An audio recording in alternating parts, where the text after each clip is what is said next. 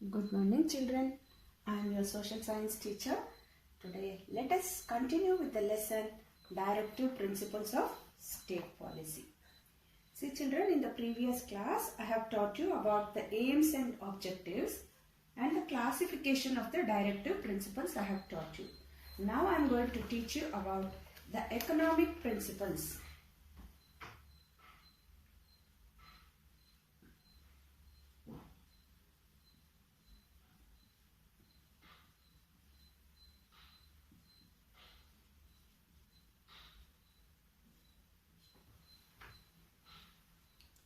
See, what is economic principles here is establishing economic and social justice, and they also guide the government to provide adequate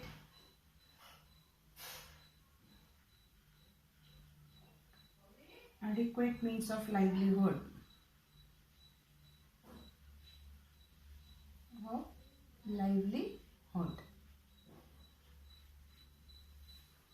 The second one, see children, it provides adequate means of livelihood to all the citizens along with assistance in cases of unemployment. It can be unemployment, old age, sick people, understand, and other cases of undeserved wants, it will be there, children. In the second point here, it ensures equal pay. It ensures equal pay for equal work.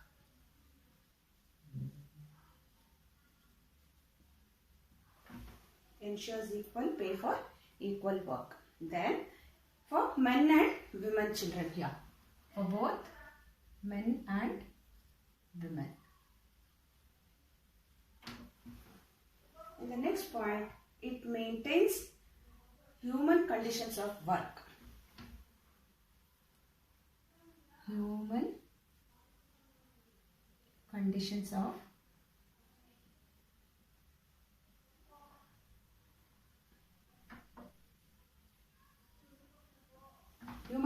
of work is nothing but, see now, a lady will be working there, a woman will be working, she has to be given maternity leave. That is, during her delivery time, she has to be paid and she has to be given leave, children.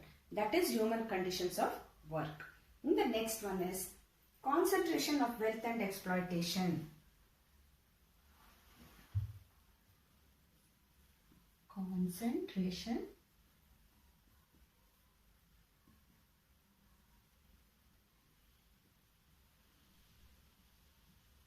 wealth and exploitation.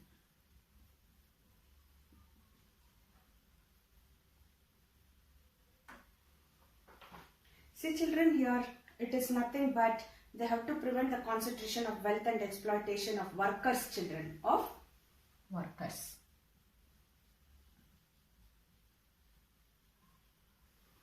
And secure participation of workers in the management of industries. Management of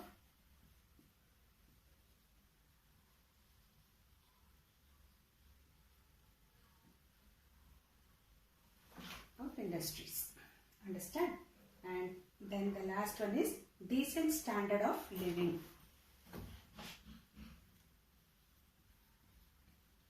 Decent standard of,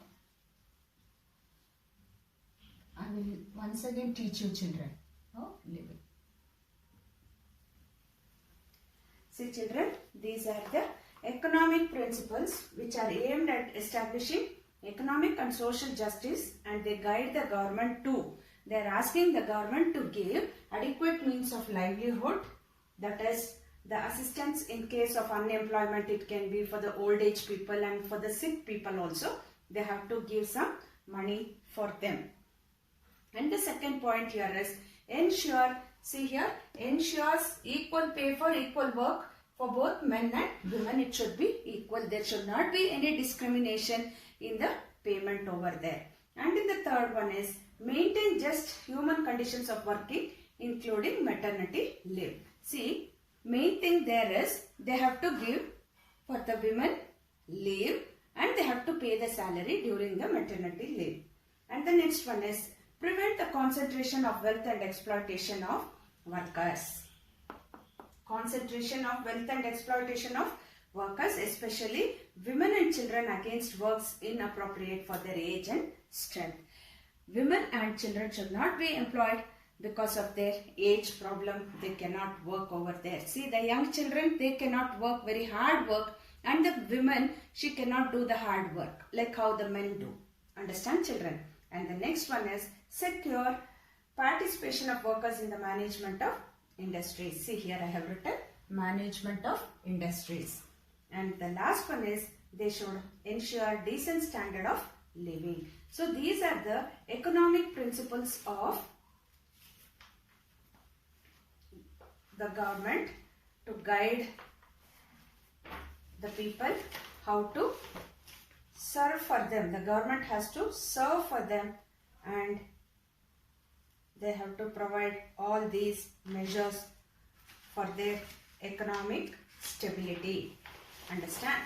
The next one is Gandhian principles. I was going on telling you about the Gandhian principles. What is Gandhian principles?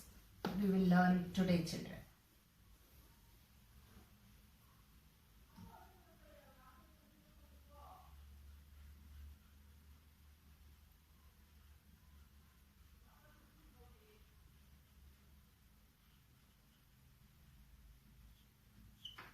See, children, here Gandhian principles.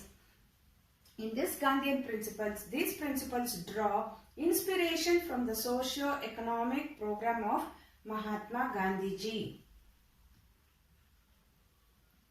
About Mahatma Gandhi, children. You all know who is Mahatma Gandhi. He is the father of our nation. Launched during the freedom struggle of our country. First thing here is, first point is establishment of village panchayats as local self-governing bodies. He wanted the village panchayat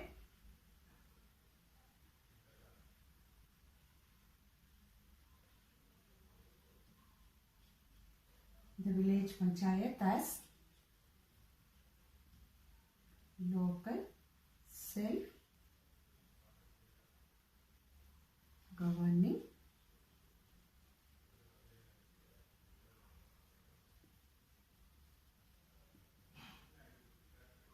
bodies. Understand? Then promotion of cottage industry in rural areas. Promotion of cottage industries in rural area. The next one is provision of free and compulsory education.